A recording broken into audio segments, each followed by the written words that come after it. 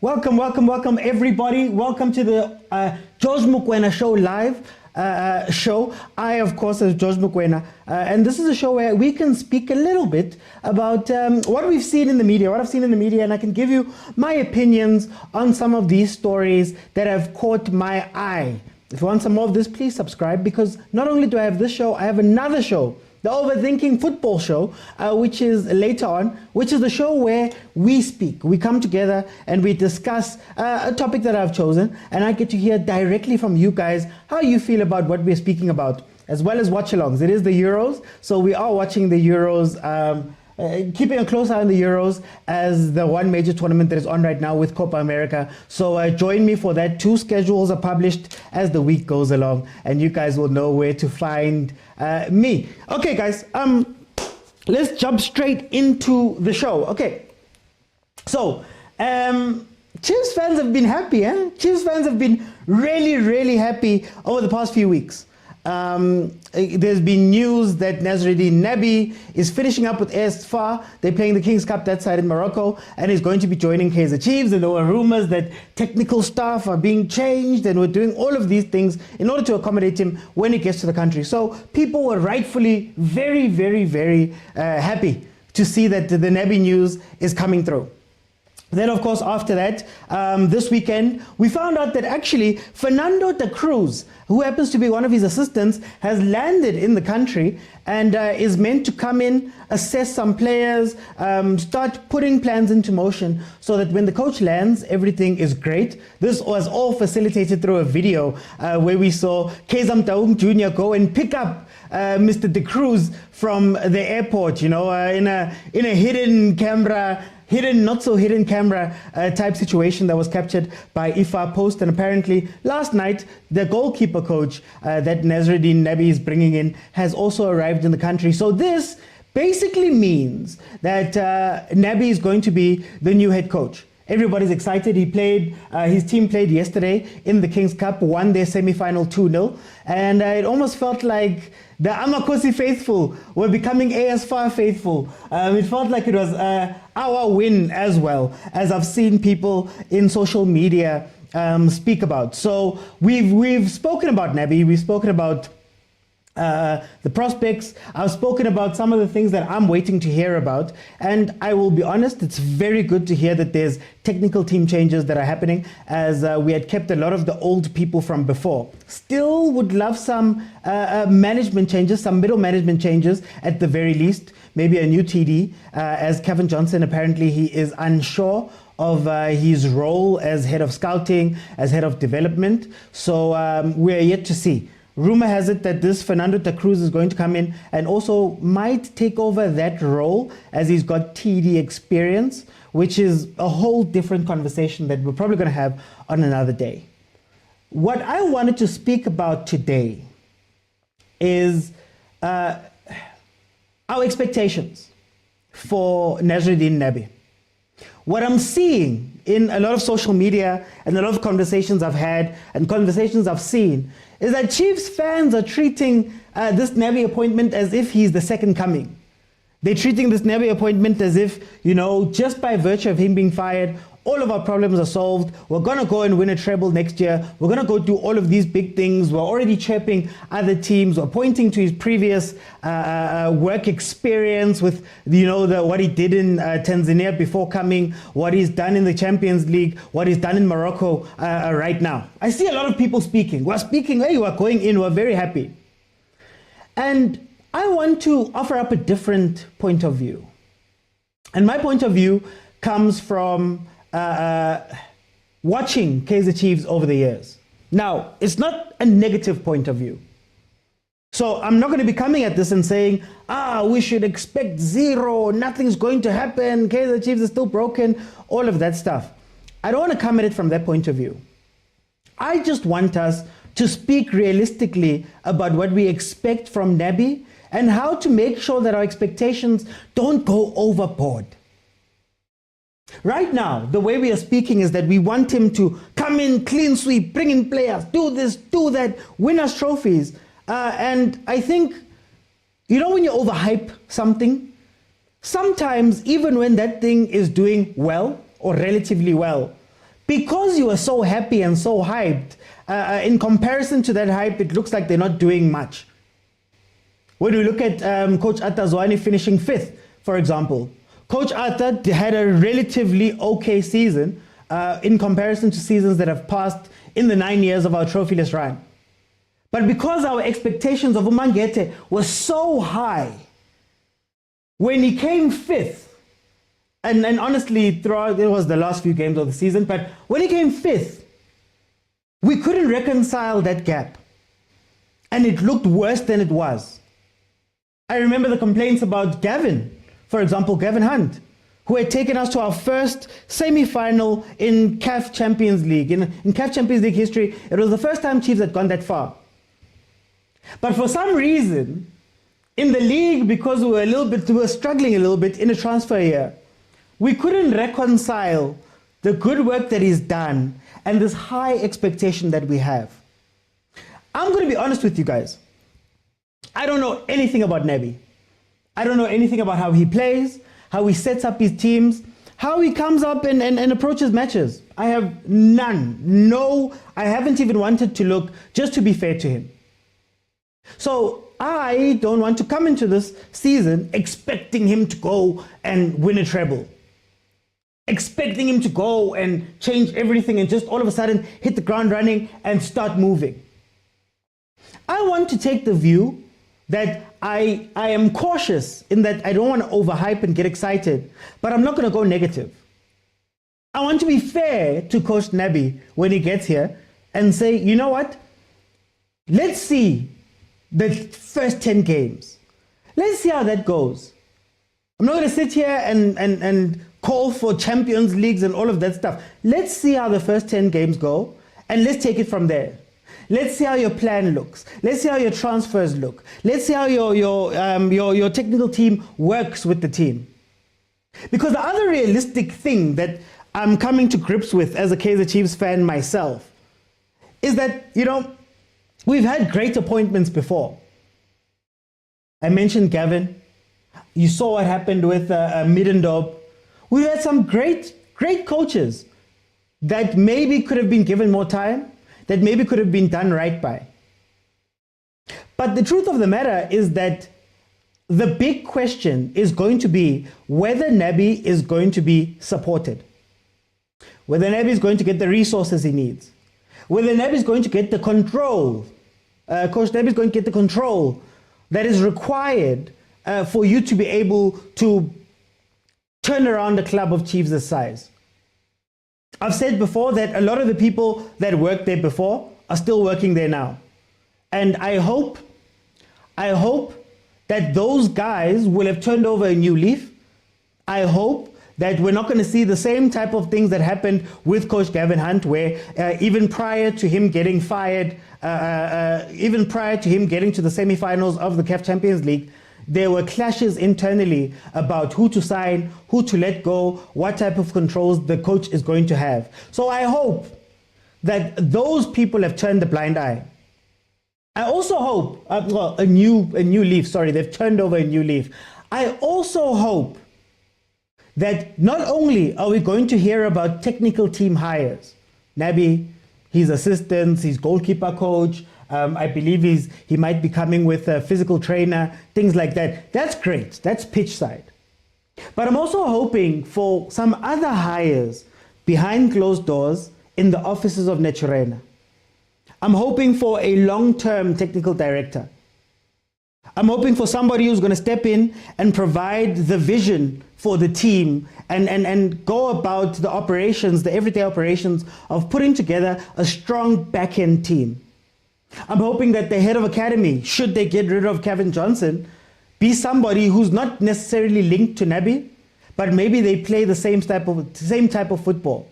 I'm hoping that the club has done the hard work of looking at themselves and saying, you know what, we're bringing in Coach Nasreddin Nabi, not just because he's a coach that's available, but because we've done the research, we've looked at how he plays, and we're going to model our team around that style of play. So that from development all the way through to the club, down to transfers, who you go and buy, there's an identity and there is a roadmap. I'm hoping to see that type of work have been done in Kaizer Chiefs so that we can set ourselves up for the future. I'm hoping that Coach Nazruddin Nebi getting signed is not a face signing, is not somebody who's going to come in and be not necessarily the scapegoat, but is going to be the person that we move aside when things go wrong. So, like I said, I don't want to be negative. I'm not going to sit here and say, you know, the history of the club has been this, and they're going to do this, and they're going to mess up here, and they're going to do whatever, and be negative. We've done that. I've done that. What I'm going to say is, Coach Nebi, you are welcomed. Coach Nebi, you're going to get your chance. At least from me. I'm not going to be out here speaking loudly, doing all types of things until we've assessed. If there isn't a sign of growth, if there isn't a sign of change, I'll probably be back here talking very loudly. Not going to lie. But if we see all of those things, then we'll get behind. Or if we don't, we'll talk. But what I will not do is sit here and say the glory days are back. Off rip. Sit here and say that everything has changed. Support ASFAR, for example. I'm not going to sit here and do those things. But for me, Coach Nebi is going to get a very fair chance.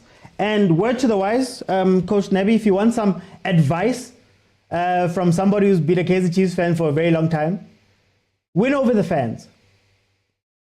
A lot of what coaches do is focus on the back end.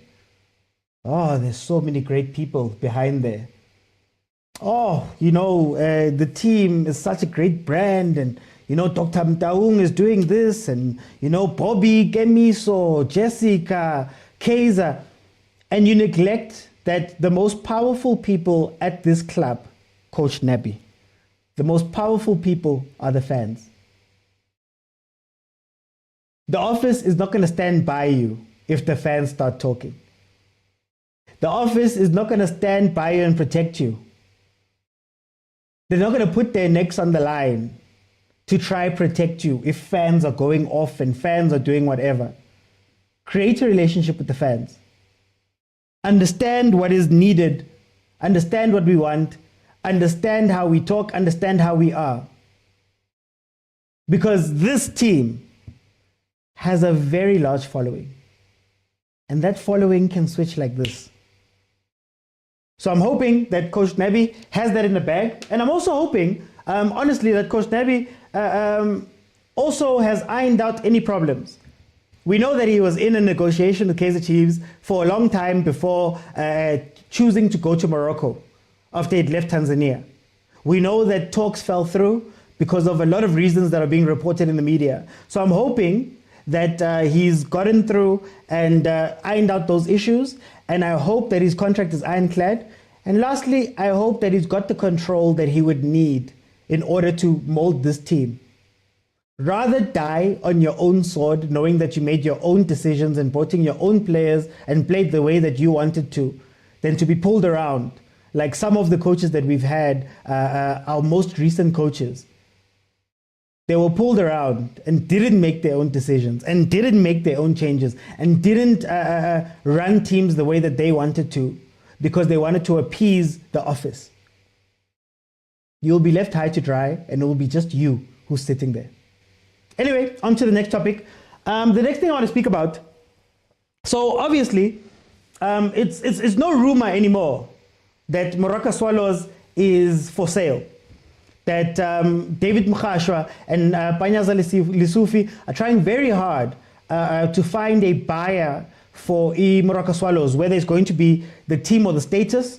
They're hinting towards it being the status more than is the team. They're probably going to go and look for another status, maybe swap places with whichever club is going to want to buy them. The rumors have it that Marumo Gallen's owner, Abram Sillo, is leading the offers, and he's leading the race to become the new owner or to get that status.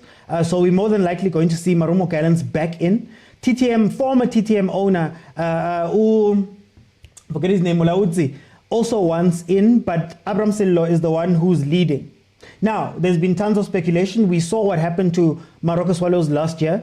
They ran into a lot of problems. They couldn't get sponsors because the sponsors were asking for things that the league cannot give them, owing to the other sponsorship deals that the league has with other stakeholders. For example, there was a rumor that Telkom wanted to buy into Marawa Swallows, or at least sponsor Marawa Swallows, but the problem became that they wanted on their streaming service to show matches that weren't being shown on SuperSport. Now, SuperSport, for one, shows all matches, according to them. They show all, I forgot how many it is, but it's quite a few matches. They were able to show them. Those that can't be shown on TV are then taken to DStv Stream. And because they're a headline sponsor, broadcasting partner with the PSL, you cannot have that deal with Telkom go through. Similarly, there was a rumor that Gold Rush, the betting company, had also come in and asked for information. So part of the deal that they were going to have with Marawa Swallows was going to be more in-depth information in terms of statistics, in terms of all of these different type of things, which at the moment, the PSL doesn't have a betting sponsor, but they can't allow another sponsor who's not directly sponsoring the league to have access to those that information, because of course you know how it plays out. It's very important for odds. It's very important for those type of things. So it would have been against PSL policy, and it makes sense why those sponsors were not there. Marawa Swallows also signed a deal with Drip Sportif, Lekau Suhana's company, in order for them to be the technical sponsor in terms of kits. I don't know if that deal would have been financially viable. I think it's more of a give it a take. You're trying to support a new business coming up, so I doubt you're getting the type of monies that are Chiefs, that are Pirates, that are Sundowns, or any of the other teams that have steady sponsors would be getting. So no money's coming in from that side. They decided then to start revamping the team, bringing in new players, trying to build and make a strong team and do all of those fancy things throughout the season. They also announced Coach Steve Kompela, who came in from Mamelodi Sundowns, and I don't believe he is cheap. Right? And some of us questioned very early whether Marawa Swallows would be able to carry this burden. It ended up playing out that later on, when they got into, halfway through the season, in the December period, they couldn't pay players' salaries. They had to let go of a lot of players. They had to sign a lot of players on cut price. Coach Steve Kompela also left Marawa Swallows, and went to go join Golden Arrows. That is where he is right now. So they had a lot of problems, and now we see that they had to sell the club. That was just giving you background of what has happened with Marawa Swallows up to this point. And Panyaza Lisufi came on to Andile's show last week, Sports Nights with Andile, if I'm not mistaken. That's the show's name. He came on and he spoke about what happened, and he was honest about a few things. Now, he said a lot of things. He spoke about how fans not coming to the stadium is an issue. He spoke about how there was an average attendance of 57 or 71. He spoke about how people renting out the stadium and doing all of that stuff costs money, and kind of alluded to putting it on the fans' doorstep, that you guys didn't support us enough for us to be able to do what we needed to do in the back. Andile also then came out to speak about how fans, if you don't buy the jerseys and if you don't support the club and you don't go to the stadiums and all of that stuff, you are not real supporters, and that is a conversation for another day. What I want to focus on in this conversation right now, I'm tired of teams laying so many things at the fans' doorstep. I'm tired of teams acting like we request all of these things, they oblige our requests, and then later on, when things don't work out, they can turn around and point at us. I've spoken plenty of time here about these teams who hide behind the fans. It's very easy for somebody to say, I did what you wanted me to do, therefore I am absolved of any responsibility in this situation. They speak as though they've got fan forums where they sit down with the fans, and they've got AGMs, and the fans have a stake in the team and can dictate what needs to happen. This is not Bayern Munich. This is not other fan-owned clubs. This is Swallows, Morocco Swallows, that is owned by David Mkhasho, Panyaza Sufi, and a bunch of other shareholders, which I will get into because there was a bit of an issue there. When I support my team, it doesn't mean I sit in the boardroom. When I support my team, it doesn't mean I make decisions for you. When I support my team, when I watch my team, I'm a fan. I don't know that the Morocco Swallows fans that watched the club this season knew that they couldn't pay salaries. Panyaza Sufi put it that they're seeing that the financial burden is so high that it's either they sell the status or they get booted out by FIFA and SAFA and PSL regulations that say if you can't pay for something, you have to be taken down. How many fans were consulted when that started happening for you to then blame them? How many fans were consulted when budgets are being made and you decide that I'm going to go over and above what we can afford and what we can do to buy face? How many fans are consulted when you go out to go look for sponsors and go and do all of those things?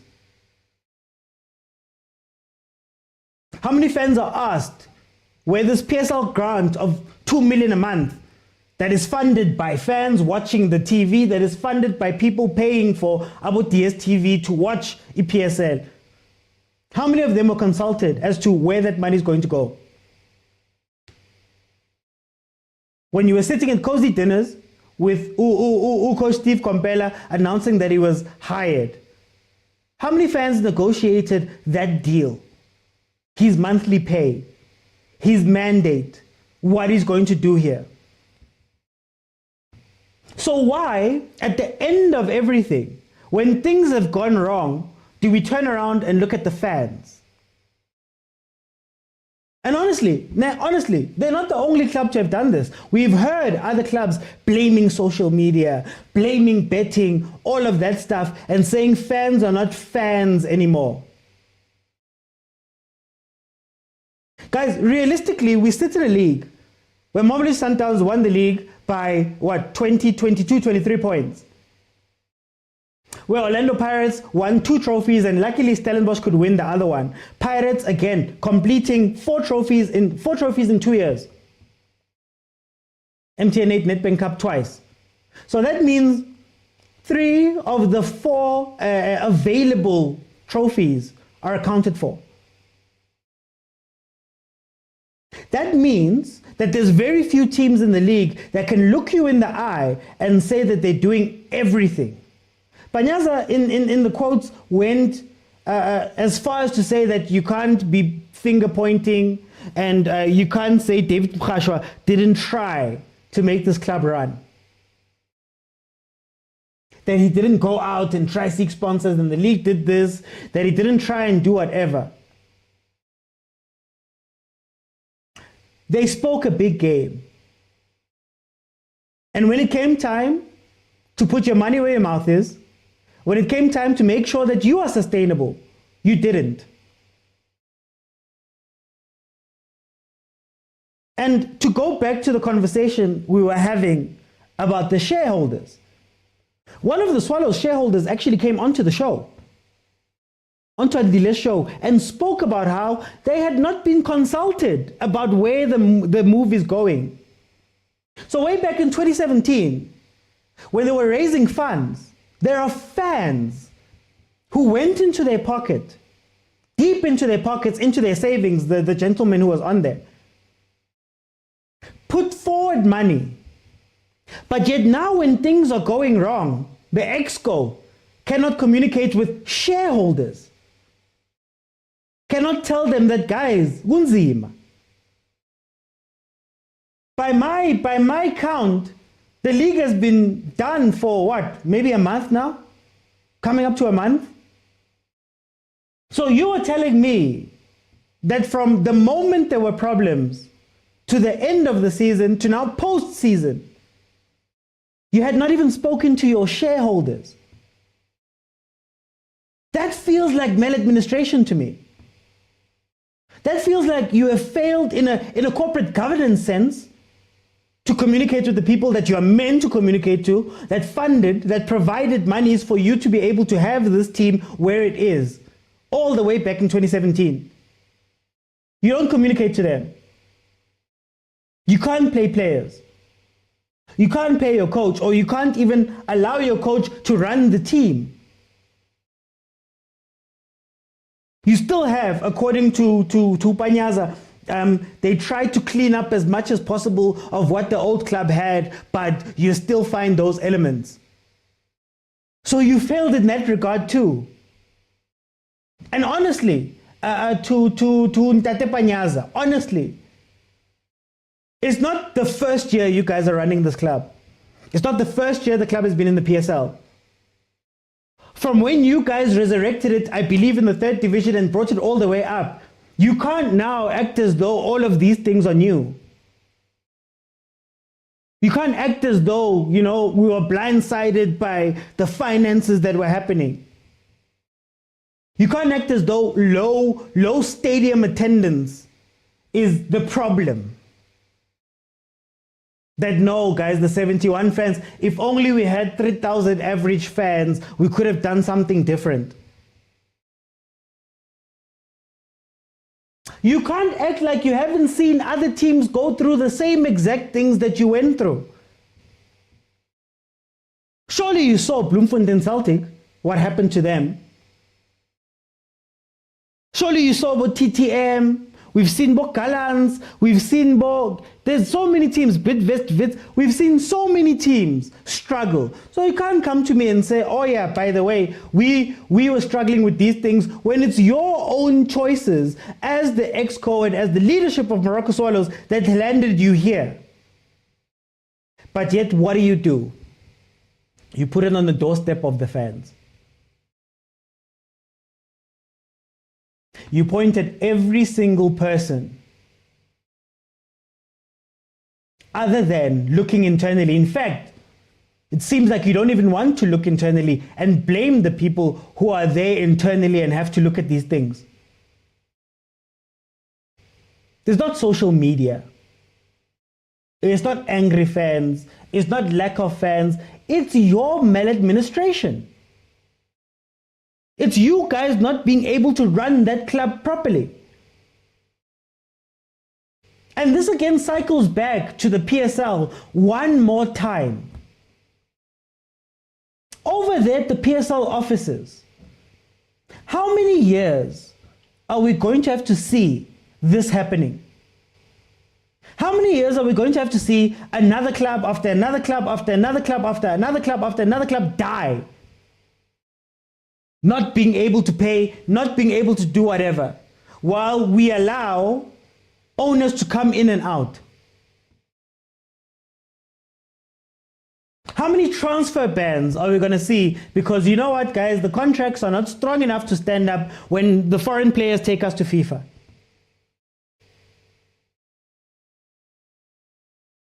How many issues are going to persist in this league before you step in and make sure that the owners can run the clubs? And make sure that the running of the clubs has a standard, has requirements. Because what we're watching here, guys, they had to forfeit 2 games in December. I believe it was Golden Arrows and Mamelodi Sundowns. They had to forfeit 2 games over payment issues. Then they came out and gave us a story. Now they're selling the club. Same shandis, what TTM. So at what point, PSL as a whole, do you start taking this ownership thing seriously? At what point do you start taking the growth of teams seriously? That we need to find people or set standards and requirements that make it clear that not only will you be expected to maintain what the club is doing, You have to go further. That it falls on you to go and get fans. That it falls on you to do outreaches. It falls on you to go and create those relationships. What is the Morocco Swallows fan membership like? Maybe there's people who support Swallows. What is the membership like? What are the benefits? Do they listen to fans? Do you talk to your fans? Do you outreach to your fans? If you're going to complain about 71 people in the stadium, what forces me? What makes me get up out of bed to go and watch your team? To feel closer to that team. They did all the nice stuff. Yeah, it was Swallows FC for a very long time because they wanted to separate the identity. Chigi Chigi, now it's Morocco Swallows again. Just last year.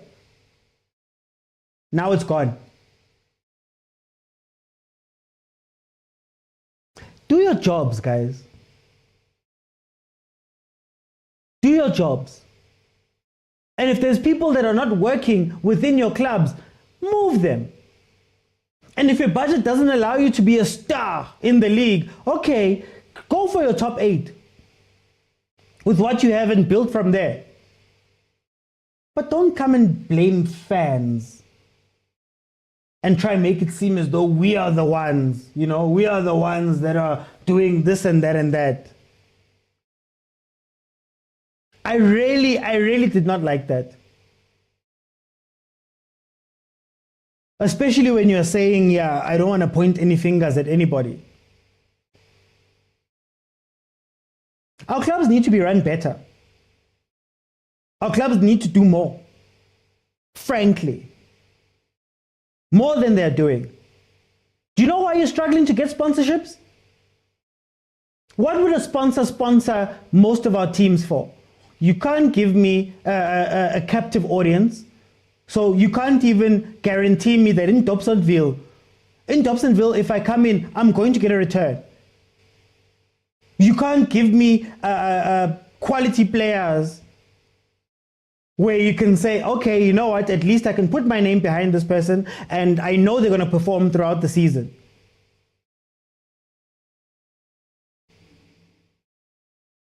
Can't even give me can't even give me a stadium that's full. So I'm sorry, David Mkhashwa, you can't get sponsors. What are they going to sponsor? Fans won't come to the stadium. What am I coming to watch? If we're being honest. But anyway, I just wanted to touch on that. I think I'm growing tired of this narrative that the fans are the problem. I'm getting tired of the narrative that players are an issue. I'm getting tired of the narrative that the coaches want to do better, the owners want to do better for us as fans. But when you look at it, what are you getting in return? When you look at it, what are they doing? What decisions are they making? But anyway, let's move on. Let's move on to the next one. I just wanted to touch very shortly on the Euros. Guys, we have the Euros. The Euros are on. And I just wanted to say that, honestly, AFCON is better.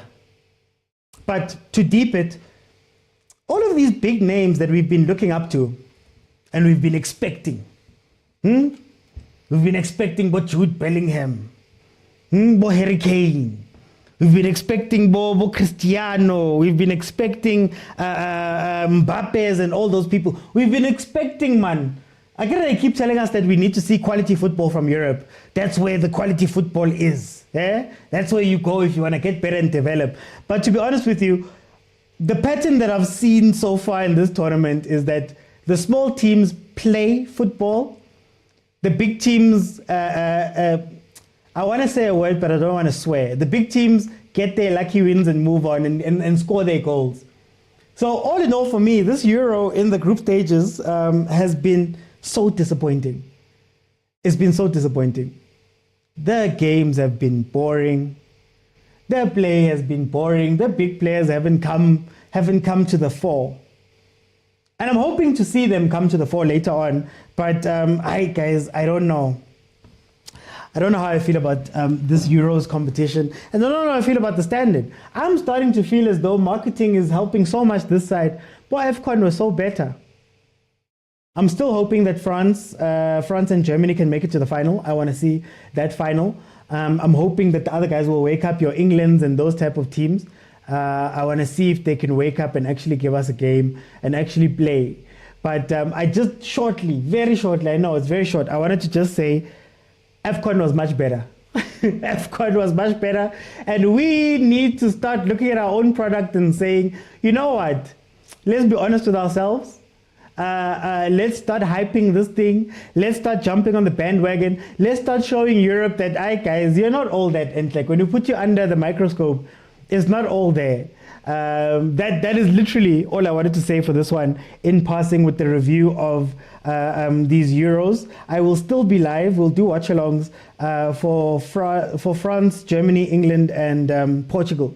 Those are the teams we're going to be watching, but we're going to be watching a lot more games in the round of 16 and in the knockouts. But literally, that's all I just wanted to pass by and say Africa has been better here. Africa has been better because of this. And also we're starting to see that maybe this tactical now superiority that we talk about with Europe is not actually there. It's not actually there. The coaches are inflexible, most of them. The coaches try shoo in as many players as they can who have big names. You know, I'm starting to look at our coaches, even Hugo Bruce. I'm starting to have some respect for him and say, you know what, Matala, you stuck to your guns, you played your football, no matter what we've been saying about you, and you found your way. But Southgate, it's very disappointing. Anyway, last topic for today. I want to read something that Bernard Parker spoke about, and I want to have a conversation about that.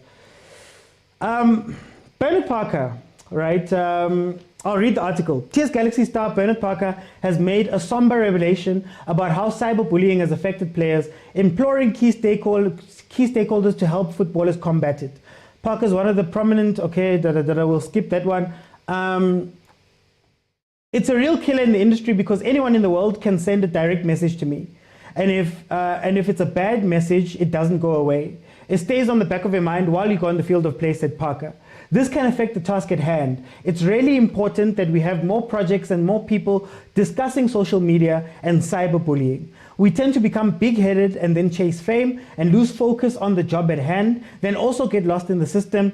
It's important to keep the mentality at its best. So what Bernard Parker is speaking about here is not something new to sports. A lot of sportsmen and women have come out and said that the pressures, the messages you get, all of those things tend to play on their minds, and they would love a place where it's a little bit easier to go about what they do, you know, where fans are not as hard. I want to come at this from two perspectives. There's two perspectives. I'm going to start with the perspective from the outside looking in. From the outside looking in, these players live extraordinary lives. These players get extraordinary opportunities to play the sport that they want outside, in front of everybody, and get handsomely compensated for it. They get all types of opportunities and all of that, right? But part of me says, isn't this part of the job? And it's not to say it's not right or that it's right. That's not wrong. But I want to come and say, isn't this part of the job? If you open yourself up to so many people playing this game that you love, 10% will be trolls. 10% or even more at times, but there will be at least 10% of people who come out and be unnecessarily negative. But isn't that part of the platform that you play for? If I play for Kaizer Chiefs, and Kaizer Chiefs has a reported 16 million fan base. So if I play for Kaizer Chiefs and I'm on the back pages and I'm all over the place, and part of that heaviness of the jersey, the fame of the team, part of the number of supporters is what allows me to get the salaries that I can get, to play the footballs that I can play, to get the facilities, to get exposed to different things in the world. If that 16 million fans is part of what is allowing me to live my life right now, because without them, it would be a great league, but commercially it wouldn't be there. And I'm reaping the rewards of being in the league. Surely you have to understand that there are some people that are going to come in and try gera you. They're going to come in and say some really disrespectful, ugly things, sometimes threatening things to you as the guy that I see on TV every day. And isn't it then up to you, and thank you to Bernard Parker for saying other stakeholders, but isn't it up to you and the other stakeholders to make sure that you try and minimize as much of the damage that can be done on the socials and everywhere? Try limit it as much as you possibly can. It's not going to stop everything. This is why when teams take over accounts, when managers run accounts instead of players, when you're not out there to see that thing, those are steps. But to be fair, I can't control everything you do in your whole life. I can't make it that that thing is going to go away. I can't make it that when you're trending and there's hundreds of thousands of tweets about you because, I don't know, you missed the penalty, that you're not going to see it. But I implore players to really understand that, guys, this is unfortunately the life that you have to live. The same people that are clapping, you've got tons of people clapping for you. You've got tons of people who support you. You've got tons of everything. Yes, at the end of the day, there are going to be those negative people and negative aspects of that life. But isn't it part of what you have to give up in order to go live that? Like if I'm the most famous person in the world, I give up having the luxury of going outside. So isn't there a give and take, especially for the extraordinary level of life that you guys are exposed to? The things you can do, the things you can provide for your families, the things you can build, the people are calling you. Like right now, this whole talk was because Bernard Parker has become an ambassador for one of the mental health clinics. I'll get the name. Clinics Health Group. So he's been enlisted to champion their latest initiative against substance addiction. Do you know why they called you Bernard Parker? Do you know why they called you and they said, come be part of this campaign? It's because you're Bernard Parker. It's because when your name goes there and you're a former Chiefs player, there's all of these people that have been watching you. There's all of these people that have followed you. They understand that if you can convert some of those people, it means a very big deal for whatever campaign we're running, whatever brand it is we're doing, whatever. So again, it's two sides of the same coin that maybe you have to accept as a star player. Now, I know, for example, I do this show. I'm hoping that I will grow this show into something incredibly large, and I'll have a voice, a bigger voice in football media, right? Great. But you know what else comes with that? It's the comments, it's the this, it's the that, it's the little things people say. If you watch the live show and you look at the comments, there's always somebody that says something. If you watch the videos, there's always somebody that says something. Now, I'm not saying that it's at the same level. I'm not going to lie. I'm not Bernard Parker by any stretch of the imagination. But I have to come to grips with it. Not saying it's easy. But in order for me to do this, for example, I'll let you in on a bit of a secret. I have a comments rule. Because I've realized that good and bad comments do the same, have the same impact and can derail you either way. I have a comments rule.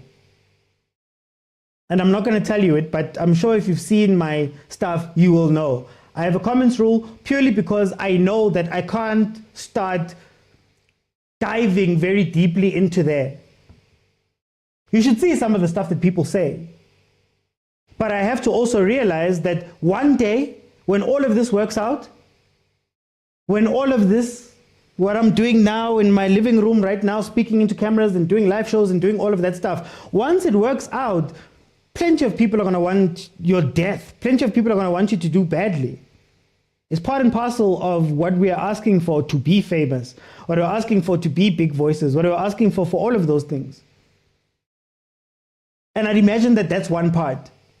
The secondary part now, I told you from the outside looking in, from the inside trying to understand what Bernard Parker is saying. At the end of the day, we are human. At the end of the day, when you see that comment, trust and believe, I see some of them, when you see the comment, you do get that little tinge, that little hit. I can imagine with them, it's probably a lot deeper, about a lot more stuff than you could make about me, but to try and understand, I can imagine that sometimes you may read something really bad and it sticks with you for the week. Or somebody just happens to hit you at the right insecurity, you know, the right insecurity at the right time, and now you're expected to go play tomorrow.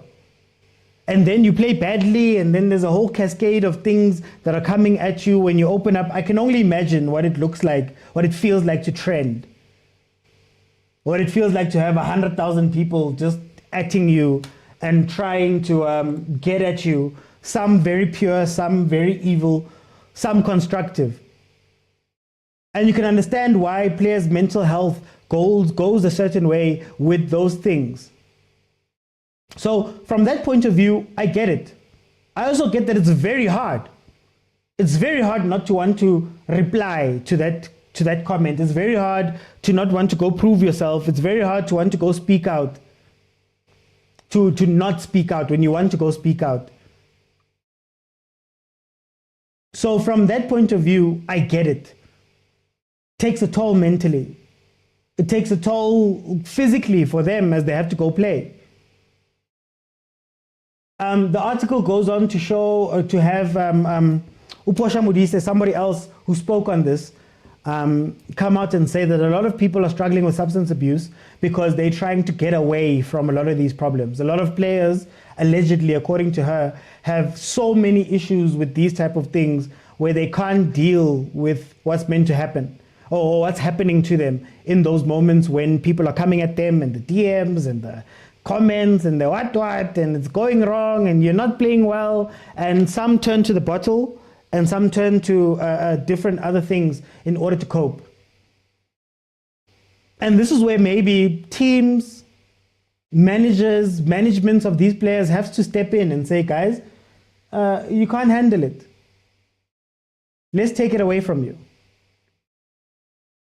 Go be a football player and just go be the football player. We'll take care of the publicity stuff. We'll give you scripts and you need to go speak. You need to go do that. But as we know in SA, when it comes to management, it's so bad and it's so poor.